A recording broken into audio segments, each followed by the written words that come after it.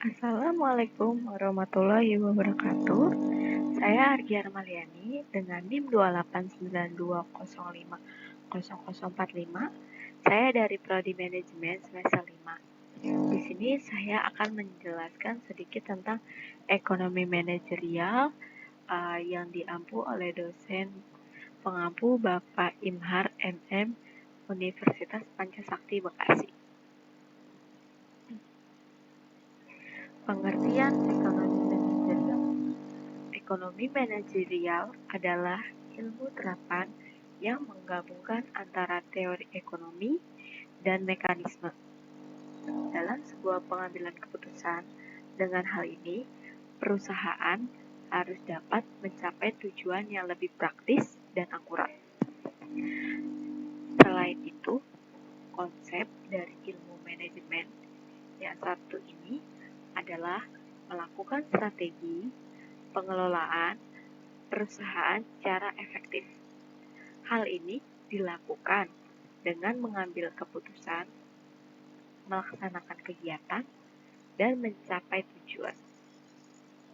Oleh karena itu, dengan pemahaman yang cermat, pengetahuan ini dapat diimplementasikan baik secara internal maupun eksternal. Tujuan ekonomi manajerial yaitu mempunyai tujuan dari penggunaan ilmu manajemen ini adalah untuk mendukung proses pengambilan keputusan dalam mencapai target. Tentu saja, jika itu berbicara perihal profit dari sebuah instansi atau perusahaan, tujuannya mendirikan sebuah usaha sendiri, tidak lain yaitu mendapatkan maupun mencari keuntungan sebesar-besarnya. Jadi, dapat disimpulkan bahwa manfaat ekonomi manajerial adalah mendukung proses pengambilan keputusan untuk meningkatkan keuntungan perusahaan secara lebih efektif dan efisien. Jadi tujuannya itu kita tuh menggunakan ilmu manajerial ini untuk mendukung proses pengambilan keputusan secara udah matang, kita omongin bareng-bareng untuk mencapai tujuan bersama, yaitu kan dalam profit usaha itu kita maunya untung terus. Jadi makanya kita itu harus berdiskusi untuk mencapai target apa yang kita mau. Ruang lingkup ekonomi manajerial. 1. Ilmu administrasi bisnis. Penerapan ilmu lain seperti administrasi bisnis juga sangat penting dalam proses pengambilan keputusan, khususnya di bidang ekonomi, peran manajemen bisnis, termasuk keuangan, sumber daya manusia, manajemen material, dan akuntansi.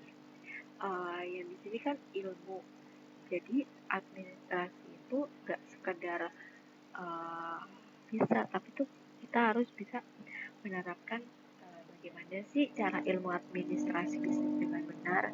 Ya di sini kan ada peran-perannya. Perannya itu kan penting banget ya, gak cuma kita bisa untuk bersosialisasi, tapi kita harus bisa tahu bagaimana cara mengalokasinya gimana. Yang kedua, teknik pengambilan keputusan. Dalam ruang lingkup manajemen ekonomi juga membutuhkan metode pengambilan keputusan yang akurat.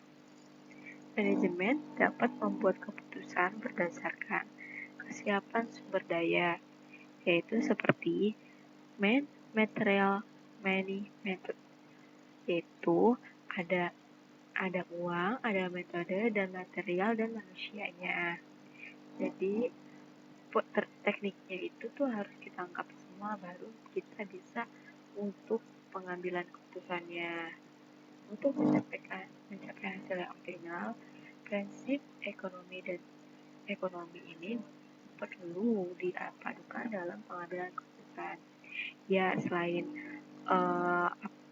kita harus mengambil keputusan, itu harus ada pendukungnya seperti orangnya, metode apa yang kita bahas, dan biayanya.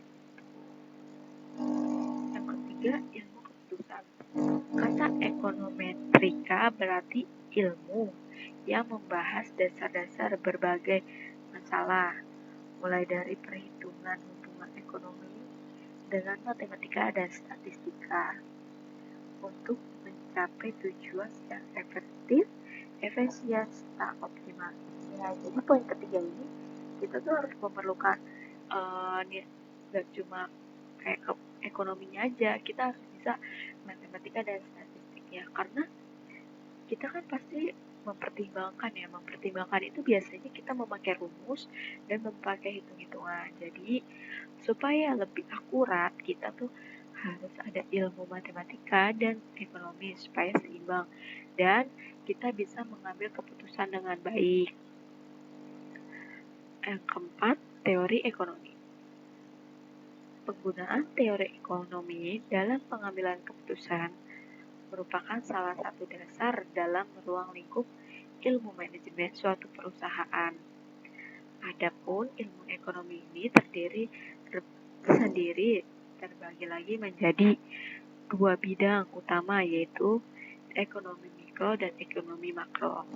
Ya, jadi teori ekonomi ini pada umumnya itu dibagi menjadi dua, mikro dan makro, dalam skala besar dan skala kecil. Jadi kita harus tahu nih mana yang kita ambil keputusannya dalam masalah yang besar atau yang kecil. Kalau masalah yang kecil mungkin kita bisa mendiskusikan tidak banyak orang dan tidak mungkin banyak memakai metode, karena ya masalah yang kita lakuin itu kan kecil, sedangkan yang besar itu kita kan harus banyak menggunakan metode dan banyak menggunakan perhitungan supaya akurat dan supaya bisa mengambil keputusan dengan efisien, efektif, dan optimal. Fungsi ekonomi manajerial yaitu pengelolaan finansial. Fungsi dari penggunaan ilmu manajemen ekonomi yang utama adalah bisa mengelola keuangan dengan efektif dan tepat, sehingga suatu instansi atau perusahaan dapat menghasilkan keuntungan bersih sebesar-besarnya.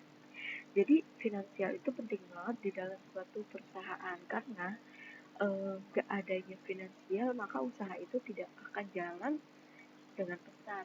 Mungkin kalau finansialnya itu sedikit, ya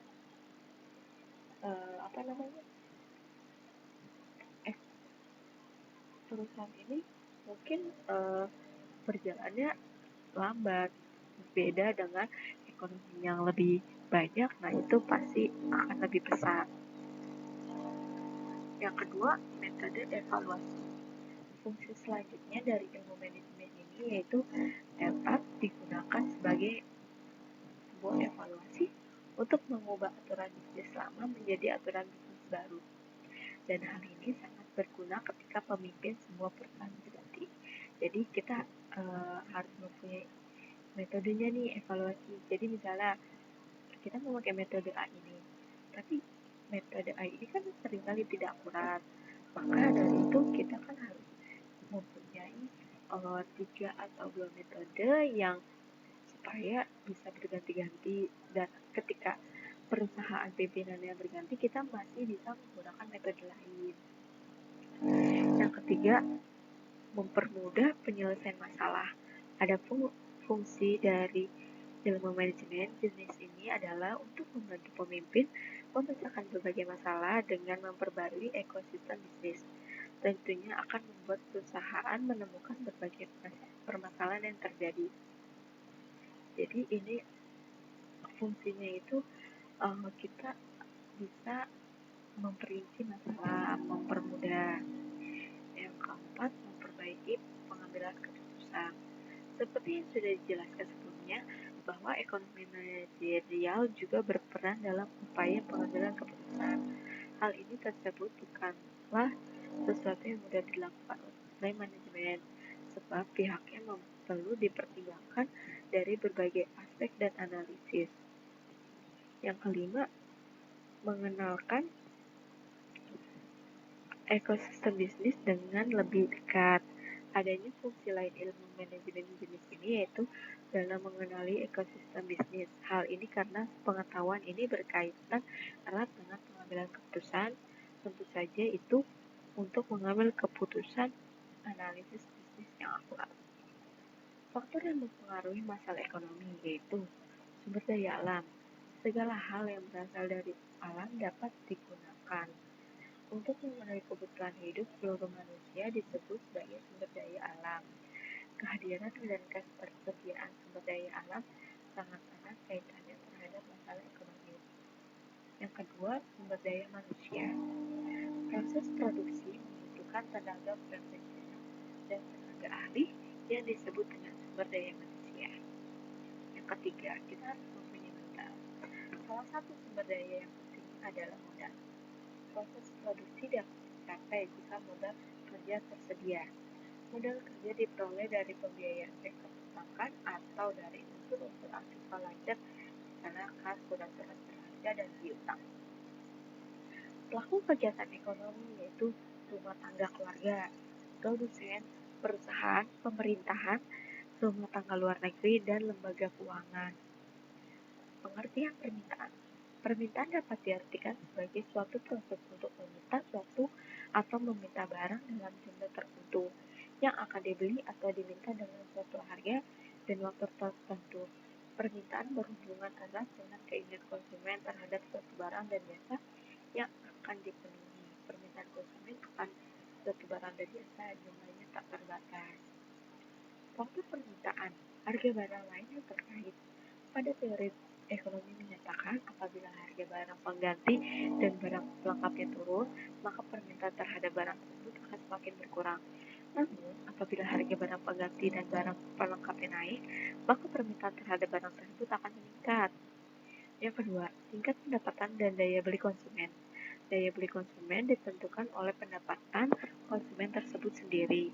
Jika pendapatan konsumen tinggi, maka secara otomatis daya beli meningkat.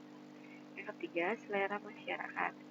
Jika suatu produk sesuai dengan selera atau kebiasaan konsumen, maka permintaan terhadap suatu produk itu akan meningkat.